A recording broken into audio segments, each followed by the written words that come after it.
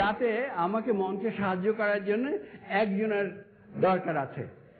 হাত তুলুন, কে আসতে চান? এত মানুষ, না না, এত মানুষ সম্ভব নয়, আমাকে দেখে নিতে হচ্ছে। ফ্যামিলি সহ উঠতে যাচ্ছেন? আরে কোনা না, প্লিজ প্লিজ কাম অন। দর্শক মন্ডলী, বিখ্যাত সঙ্গীত শিল্পী কণা, জোরে। আচ্ছা কণা, রূপকথার ফ্লাইং কার্পেটের কথা কি তুমি শুনেছ? হ্যাঁ, কোথায়?